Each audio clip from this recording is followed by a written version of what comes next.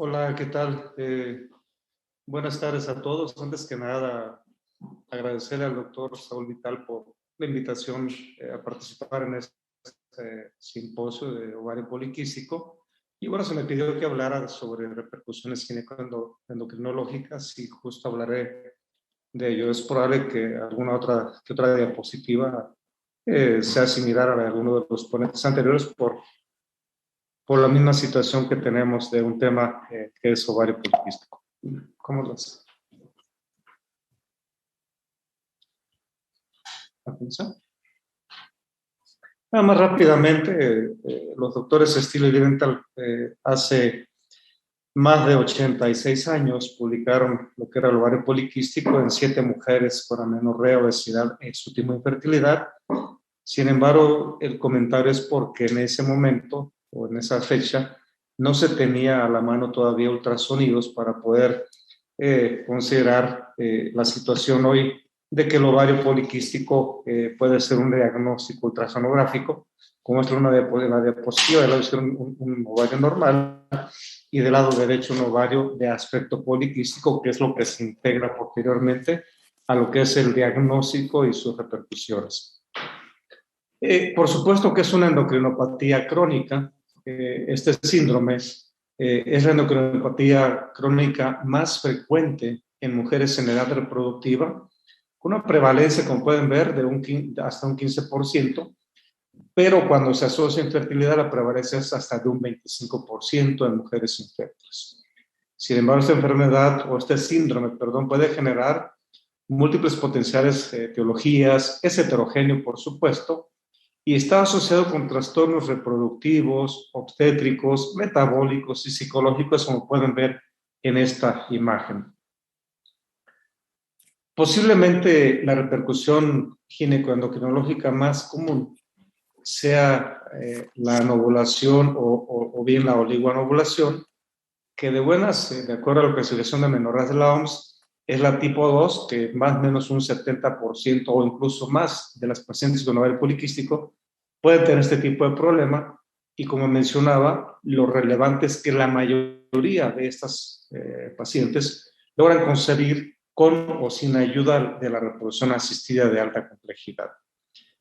A largo y corto plazo, como pueden ver, diferentes manifestaciones, acné, hirsutismo, ciclos irregulares, anovulación, infertilidad, abortos, preeclampsia, diabetes gestacional, o bien en edades más avanzadas, desórdenes lipidídicos, diabetes, hipertensión arterial, enfermedad vascular e incluso cáncer. Esto es lo que puede ocurrir a corto o a largo plazo en mujeres con ovario poliquístico. En relación a criterios diagnósticos para síndrome metabólico, la OMS publicó sus criterios en el año 1999. Después, la National Cholesterol Education Program publicó 5 criterios, de los cuales había que tener 3 por lo menos para hablar de síndrome metabólico.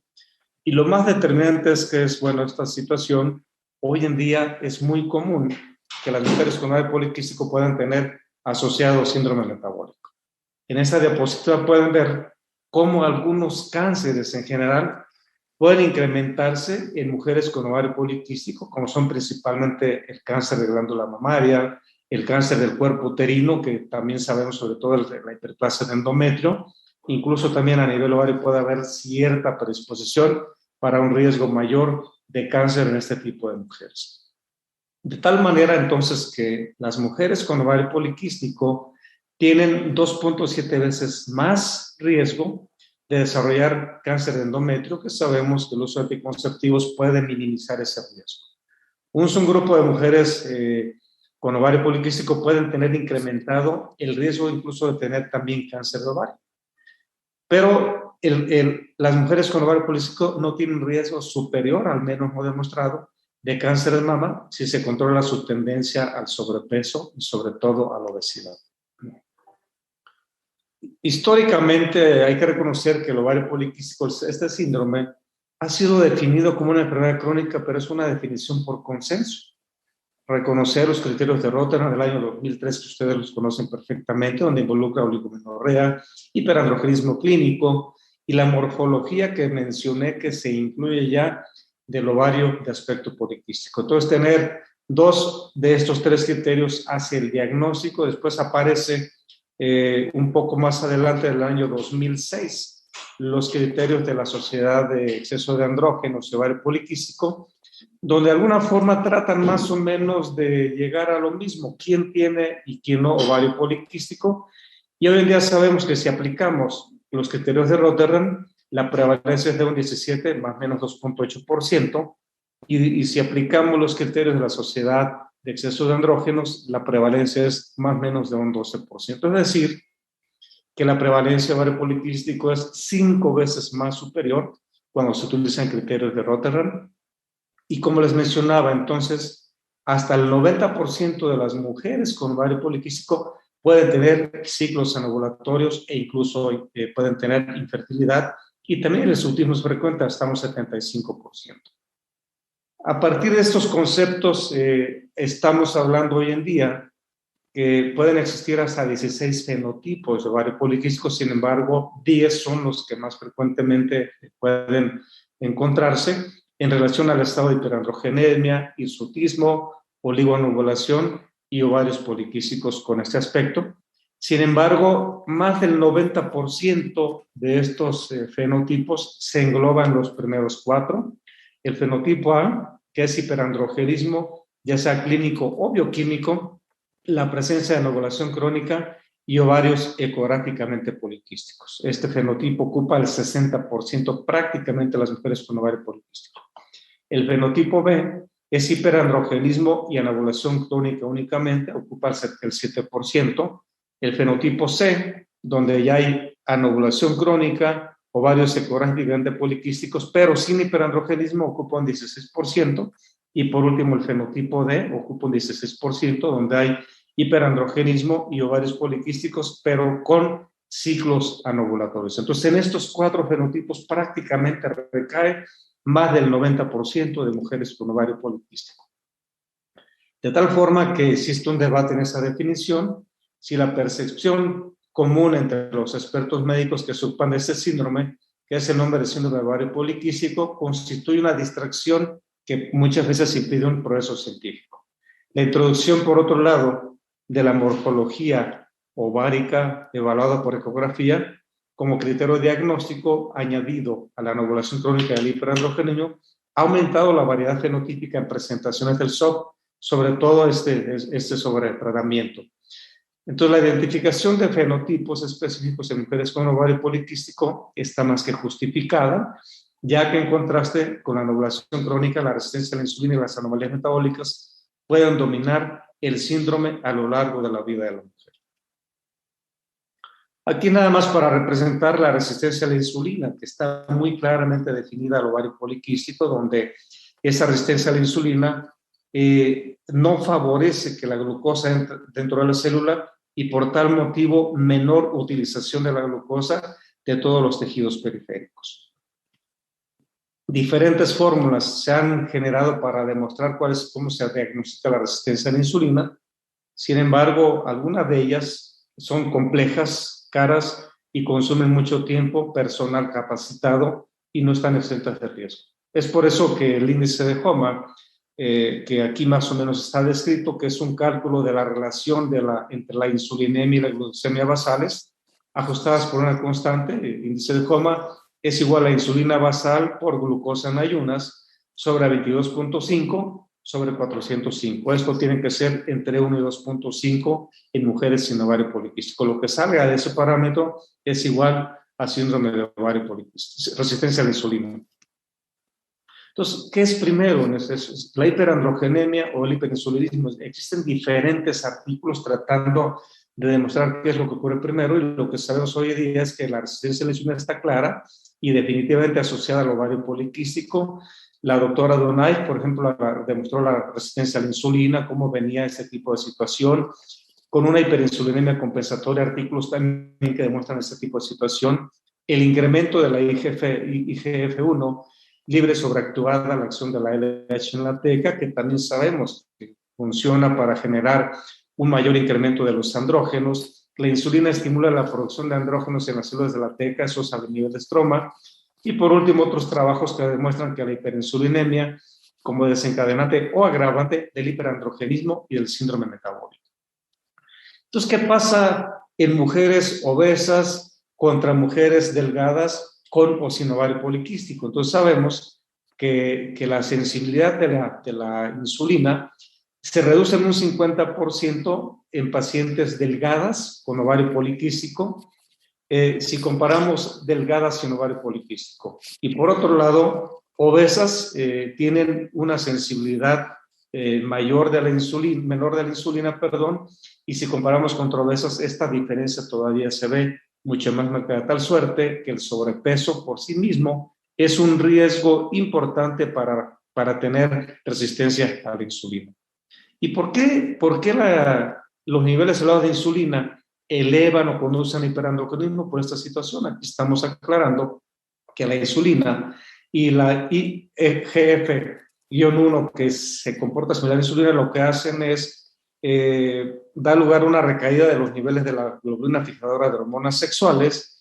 Esto a su vez estimula las células de la teca por la LH, lo cual también estimula la producción de andrógenos. Es por eso que tanto la resistencia a la insulina como la IGF-1 pueden provocar estados de hiperandrogenismo, como lo demuestra en esta diapositiva. Entonces, fundamentos para el ovario poliquístico, datos clínicos por un lado, opsomenorrea, amenorrea, hirsutismo, oligoanovulación, sobrepeso, datos hormonales, elevación de la LH, una alteración de la relación del LH-FSH con una disminución de la globulina fijadora de hormonas sexuales, una elevación de la hormona antimuleriana, se eleva la 4-androstenediona, testosterona libre y total también se encuentran elevados, y datos bioquímicos, que es lo que genera ciertos problemas también metabólicos, la dislipidemia, esto está demostrado por el test de HOMA, y por supuesto los datos ecográficos contundentes de ovario poliquístico. Nuevamente la diapositiva tratando de demostrar los datos hormonales que ya hemos comentado. De tal suerte que como recomendación para datos hormonales, el ovario poliquístico es un diagnóstico por exclusión y se deben considerar y excluir otras patologías que se asocien a ciclos irregulares como son disfunción tiroidea y la hiperprolactinemia, con un grado de reclamación de lo que es clínicamente. También en casos severos de hiperandrogenismo clínico se debe excluir la deficiencia de 25-hidroxilasa, que es la causa más frecuente de hiperplasia suprarrenal adrenal congénita, mediante la determinación sérica de 17-alfa-progesterona durante la fase folicular. Por otro lado, bueno, hay que reconocer entonces que esta globulina de fijador de hormonas sexuales está disminuida y ha demostrado ser un excelente parámetro de diagnóstico del ovario poliquístico, incluso superior a la medida de concentración del resto de andrógenos, de tal manera que esta globulina fijadora de hormonas sexuales es un marcador subrogado de la resistencia insulínica y del exceso de andrógenos que, por supuesto, predice la susceptibilidad para el desarrollo de un síndrome metabólico o una diabetes gestacional.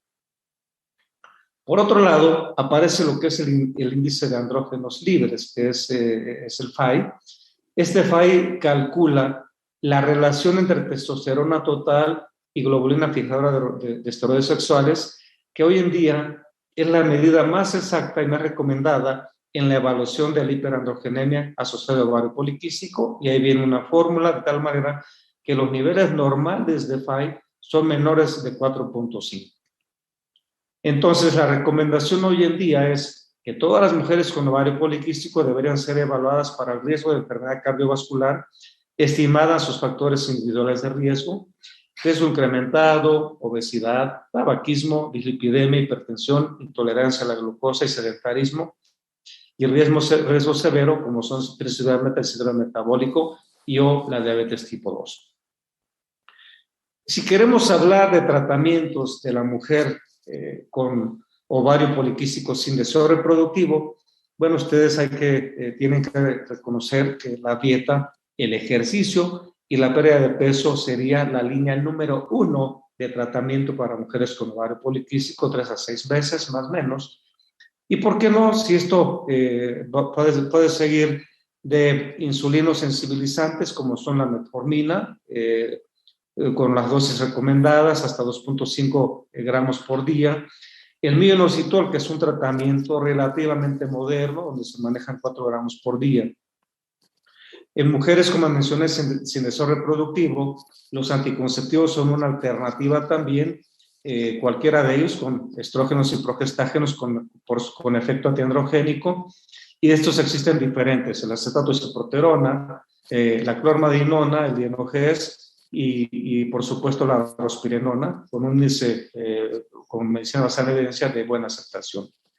Y cuando la paciente tiene agregado el hirsutismo, existen diferentes alternativas. Considero que las principales son medidas cosméticas, depilación con rayo láser, y lo que sí se tiene experiencia todavía hoy en día es el uso de algunas sustancias, como menciono ahí, la metformina, la finasterida, los anticonceptivos hormonales combinados. Por supuesto, la espironolactona da muy buenos resultados cuando se asocia a anticonceptivos hormonales, y la flutamida. Como pueden ver, el porcentaje de mejoría del hirsutismo es alto, 38-40% prácticamente, sobre todo para espironolactona. Los insulinos sensibilizantes, hay que recordar que estos disminuyen la insulina, disminuyen niveles androgénicos y, por supuesto, mejora los parámetros metabólicos, hormonales y clínicos en el síndrome de ovario poliquístico. ¿Qué pasa con la mujer con ovario poliquístico y que desea embarazarse? Bueno, en ella también, como mencioné, la primera línea de tratamiento es bajar de peso, por supuesto, dieta y ejercicio. Después de esto, iniciamos tratamiento con clomifeno, con letrozol, que pueden usarse como primera o segunda línea de tratamiento de manera, dependiendo de la experiencia de cada quien. Personalmente, con clomifeno no se ha ido bien, sin embargo, el letrozol es también de muy buenos resultados para ciertos grupos específicos de mujeres con ovario poliquístico, y con este tipo de alternativa, más o menos ovulan el 80% de las mujeres con ovario poliquístico y se pueden embarazar hasta el 60%. Cuando manejamos clomifeno más insulinos sensibilizantes, o metformina o con minoxidil, pues la tasa de éxito más o menos es de buenos resultados. Y en solamente algún grupo de mujeres que tienen resistencia a lo anterior, al letrozol, al clomifeno o los insulinos sensibilizantes, manejamos esquemas de inducción de la ovulación con gonadotrofinas, por supuesto a dosis bajas, para tratar de evitar una estimulación ovárica múltiple y un riesgo de hiperestimulación ovárica. Incluso se tiene experiencia con drilling ovárico también por la paroscopía. Esto también da resultados buenos, sobre todo en mujeres que tienen riesgo de hiperestimulación ovárica. La reproducción asistida de alta complejidad, por supuesto, o incluso la de baja, como es la gonadotropina más inseminación artificial, 3 a 4 ciclos puede ser más que suficiente para lograr embarazo. Sin embargo, hay que tener cuidado, porque con gonadotropinas más inseminación, el riesgo de un embarazo de alto orden es mucho más alto que si manejamos fertilización in vitro o incluso ICSI, ya que aquí tenemos dosis bajas y habitualmente transferimos 1 o 2 embriones máximos para justamente tratar de evitar el riesgo de embarazo de alto orden. Entonces, si manejamos metformina más clomifeno, aquí podemos ver en este tipo de diapositiva 209 pacientes con clomifeno, 942 ciclos con metformina y con clomifeno más metformina. Si nos vamos hasta la parte más inferior, la tasa de embarazos con clomifeno solo, 22.5%, con metformina 7.2%, y clomifeno más metformina hasta 26.8%, lo cual da diferencias en favor de clomifeno más metformina o clomifeno solo versus metformina únicamente. Cochrane, en un análisis de 31 estudios para más de 2.500 pacientes, en ellos usaron metformina y encontró lo siguiente: que la tasa de ovulación y embarazo clínico en mujeres con ovario poliquístico con SOP son mejores para metformina versus placebo, y es mejor para metformina más clomifeno que contra clomifeno solo. Sin embargo, hay que recordar que la metformina tiene algunas situaciones de intolerancia gástrica, por lo cual hay que tener también a considerar esta situación. Y aparece el minoxidil, que es un medicamento también que hoy en día se utiliza para mejorar la insulina, la resistencia a la insulina. Y los efectos aquí pueden visualizarse que cuando analizamos testosterona, prolactina, LH e insulina, estos mejoran sus niveles plasmáticos, así como la valoración del coeficiente LH-FSH, también menor índice de insulinoresistencia, que es el HOMA, y por supuesto hay una restauración de los ciclos menstruales en pacientes con amenorreas. Si analizamos también aquí ese comportamiento hormonal metabólico, vemos cómo mejora la insulina también, cómo mejora la relación LH-FSH, cómo mejora también la glucosa, el índice de glucosa-insulina, y por supuesto también el HOMA, que estamos viéndolo en color subrayado en rosa, versus el placebo. Entonces, el minoxidil aparentemente también tiene buenos resultados en reducción de los niveles plasmáticos de insulina, lo cual mejora la sensibilidad a la misma en los tejidos, reducción significativa del hiperandrogenismo y la dislipidemia. También hay una disminución del peso corporal y en los niveles circulantes de leptina, restaura la ovulación hasta en un 60% de las pacientes y mejora el desarrollo folicular de la maduración de los ovocitos y los resultados del embarazo en procedimientos de fertilización in vitro.